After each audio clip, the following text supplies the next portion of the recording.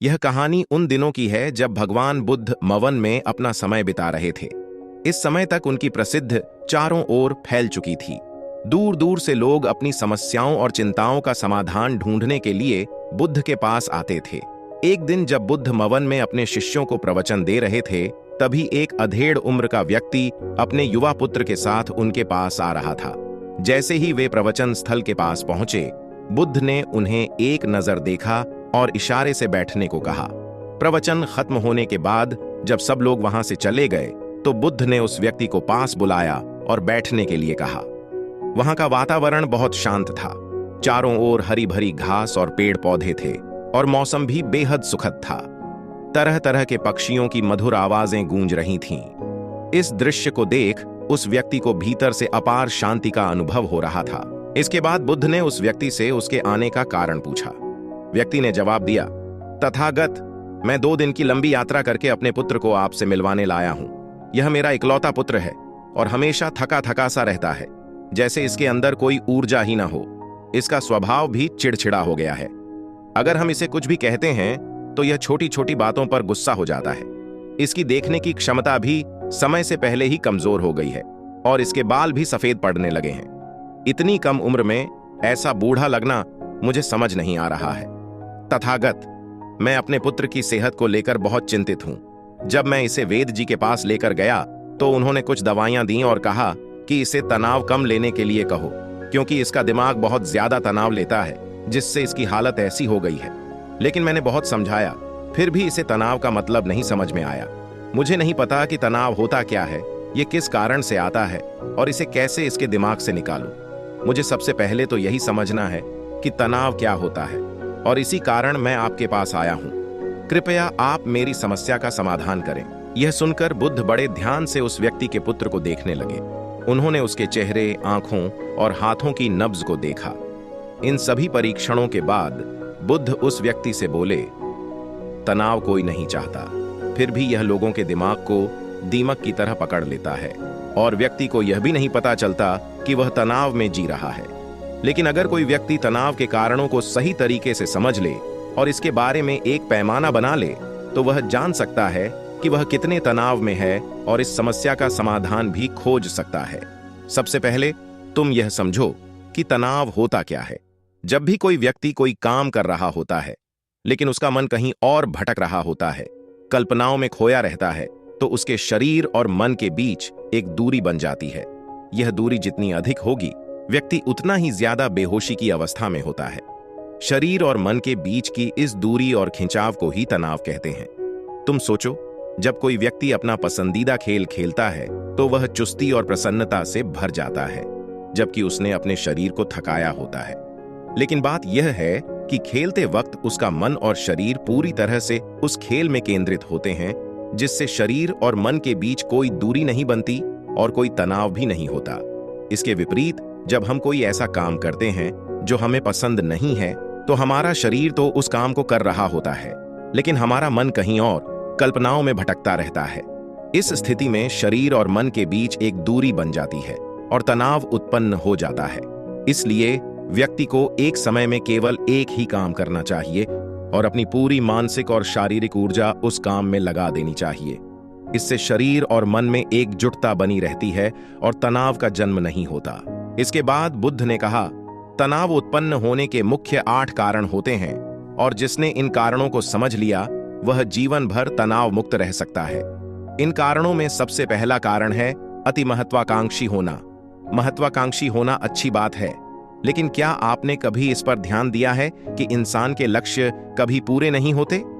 एक लक्ष्य पूरा हुआ नहीं कि वह दूसरा लक्ष्य हासिल करने की ओर दौड़ने लगता है और इस तरह वह अपने लक्ष्यों के पीछे जिंदगी भर दौड़ता रहता है।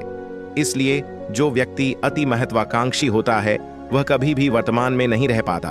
उसका मन हमेशा भविष्य की योजनाओं में व्यस्त रहता है, जबकि उसका शरीर वर्तमान में होता है। इससे शरीर और मन के बीच दूरी बन जाती है और वह तनावपूर्ण जिंदगी जीने लगता है। बुद्ध के मुंह से यह सुनकर उस लड़के ने पूछा, तो इसका मतलब है कि हमें लक्ष्य नहीं बनाना चाहिए, क्योंकि लक्ष्य बनाना भी तो महत्वाकांक्षा ही है? बुद्ध ने कहा, जीवन में लक्ष्य बनाना कोई गलत बात नहीं है, लेकिन समस्या तब उत्पन्न होती है जब व्यक्ति पूरा ध्यान सिर्फ उस लक्ष्य से मिलने वाले परिणाम पर लगा देता है और परिणाम की चिंता करता रहता है। व्यक्ति को वर्तमान में जीना आना चाहिए। आप लक्ष्य बनाइए और उस लक्ष्य की प्राप्ति के लिए कड़ी मेहनत करिए, लेकिन साथ ही आपको यह भी समझना चाहिए कि आप अभी वर्तमान में जी रहे हैं और वर्तमान ही सत्य है। बुद्ध ने आगे कहा, तनाव का दूसरा सबसे बड़ा कारण है ईर्ष्या करना। जब व्यक्ति ईर्ष्या और जलन से भर जाता है तो उसका मन अंदर से सड़ने लगता है। ईर्ष्या एक आंतरिक घाव है। आंतरिक घाव यानी मन का घाव। शरीर का घाव तो भर सकता है, लेकिन मन का घाव कभी नहीं भर सकता। इसलिए व्यक्ति को दूसरे की खुशी और तरक्की से कभी ईर्ष्या नहीं करनी चाहिए, क्योंकि ईर्ष्या तनाव का कारण बनती है। फिर बुद्ध ने तनाव का तीसरा कारण बताते हुए कहा, जो काम हमें पसंद नहीं है वह भी मन में तनाव पैदा करता है। जिस काम में हमारी रुचि नहीं होती उसमें हमारा मन नहीं लगता। शरीर उस काम को कर सकता है, लेकिन मन हमेशा कल्पनाओं में खोया रहता है, जिससे शरीर और मन के बीच दूरी उत्पन्न होती है और व्यक्ति तनावग्रस्त हो जाता है। इसलिए इंसान को हमेशा अपनी रुचि के अनुसार ही कार्य करना चाहिए। यदि व्यक्ति यह जान ले कि उसे कौन सा काम करना पसंद है और उसी काम को अपना लक्ष्य बना ले, तो वह काम उसके लिए बोझ नहीं बल्कि एक खेल बन जाता है। बुद्ध ने फिर कहा, तनाव का चौथा कारण है किसी और से बेहतर बनने की इच्छा। बुद्ध ने उस व्यक्ति की ओर इशारा करते हुए कहा, एक पिता होने के नाते तुम्हारी अपने पुत्र से बहुत सी अपेक्षाएं होंगी कि वह एक बहुत ही कामयाब इंसान बने, तुम्हारा नाम रोशन करे, जैसा तुम चाहते हो वैसे ही जीवन जिए, तुम्हारी हर बात माने। लेकिन क्या आज तक कभी किसी की सारी अपेक्षाएं पूरी हुई हैं? जब भी कोई व्यक्ति किसी अन्य से अपेक्षाएं रखने लगता है तो वह अनजाने में खुद के लिए तनाव उत्पन्न कर लेता है।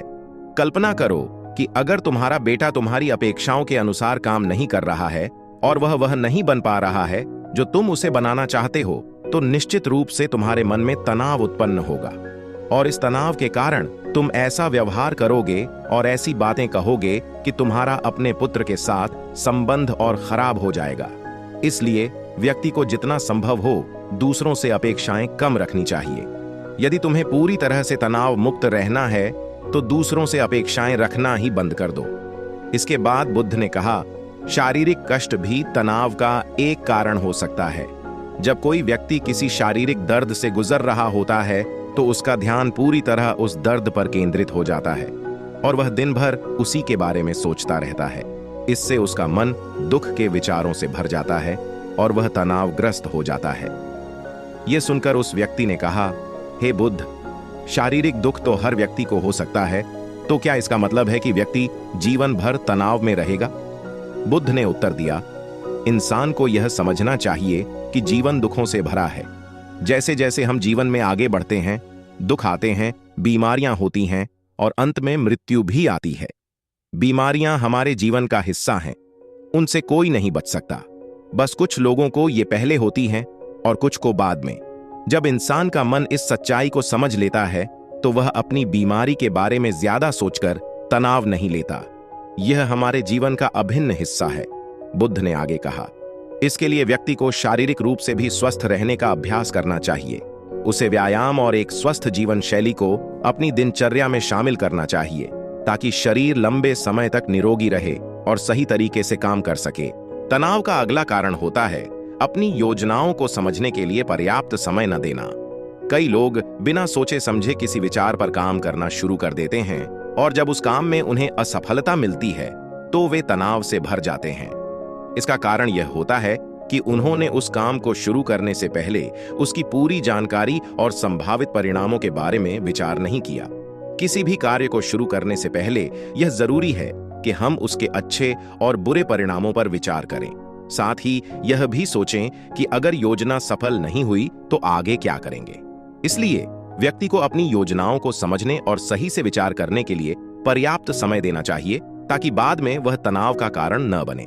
अगला बड़ा कारण है टाल मटोल करना, यानी आज के काम को कल पर टाल देना। यह आदत बहुत से लोगों में होती है। आलस्य के कारण व्यक्ति काम को कल पर छोड़ देता है और फिर यह आदत बन जाती है। जब काम को समय पर नहीं किया जाता तो वह या तो अच्छा नहीं हो पाता या फिर समय पर पूरा नहीं हो पाता। इसके कारण तनाव उत्पन्न होता है क्योंकि व्यक्ति को काम को अंतिम समय पर करना पड़ता है। यह आदत तनाव का कारण बन सकती है और इसे छोड़ना जरूरी है। यदि व्यक्ति काम को समय से पहले करने का निश्चय करता है तो वह तनाव मुक्त रह सकता है। आखिरी और सबसे प्रमुख कारण है अत्यधिक सोच, यानी लगातार बिना रुके सोचते रहना। यह एक मानसिक बीमारी हो सकती है और यह उन लोगों में ज्यादा देखने को मिलती है जो अतीत की घटनाओं और भविष्य के बारे में अत्यधिक सोचते रहते हैं। वे बेवजह अनुमान लगाते रहते हैं जिससे उनका मन व्यथित रहता है। इसलिए व्यक्ति को इस आदत पर काबू पाना चाहिए और जितना हो सके खुद को व्यस्त रखना चाहिए। साथ ही ध्यान का अभ्यास अपनी दिनचर्या में शामिल करना चाहिए ताकि मन शांत रहे और अधिक सोचने से बचा जा सके। यह सारी बातें सुनकर उस व्यक्ति ने हाथ जोड़कर कहा, हे बुद्ध, मेरा बेटा अभी केवल 20 साल का है और उसमें इतनी समझ नहीं है कि वह आपकी बताई गई सभी बातों का पालन एक साथ कर सके। कृपया कोई सरल तरीका बताएं जिससे वह तनाव मुक्त रह सके और इन बातों का पालन भी कर सके। उस व्यक्ति की प्रार्थना सुनकर बुद्ध कुछ देर सोचते हुए बोले, अगर तुम सभी बातों का पालन एक साथ नहीं कर सकते तो एक बहुत ही सरल और प्रभावी तरीका है। तुम जब भी कोई काम करो तो केवल उसी काम पर पूरा ध्यान लगाओ। जो भी काम कर रहे हो उसी पर अपने मन को पूरी तरह से केंद्रित करो। अगर तुम्हारा मन इधर उधर भटकने लगे तो जैसे ही तुम इसे महसूस करो तुरंत उसे फिर से उसी काम पर लगा दो। यह सबसे सरल और प्रभावी तरीका है तनाव से मुक्ति पाने का। जब तुम भोजन कर रहे हो तो सिर्फ उसी समय पर भोजन पर ध्यान दो, उसका पूरा स्वाद और अनुभव लो। जब तुम चल रहे हो तो अपने कदमों पर ध्यान दो। इस तरह तुम्हारा मन और शरीर दोनों एक जगह पर केंद्रित होंगे और उनके बीच किसी तरह की दूरी नहीं होगी जो अक्सर तनाव का कारण बनती है। इसलिए जहां तक संभव हो एक समय में केवल एक ही काम करो और उसे पूरी तन्मयता से करो। यह तुम्हें मानसिक शांति और तनाव मुक्त जीवन की ओर ले जाएगा। बुद्ध की यह बातें सुनकर वह व्यक्ति संतुष्ट हो गया। उसने बुद्ध का आभार व्यक्त करते हुए कहा, धन्यवाद गौतम बुद्ध, मैं इस सरल तरीके को अपनाऊंगा और अपने जीवन में तनाव कम करूंगा। आशा है कि आपको इस कहानी से कुछ महत्वपूर्ण सीख मिली होगी। यदि हां तो इस वीडियो को लाइक और शेयर करें और हमारे चैनल द बुद्धा स्टोरी को सब्सक्राइब करें। धन्यवाद और नमो बुद्धाय।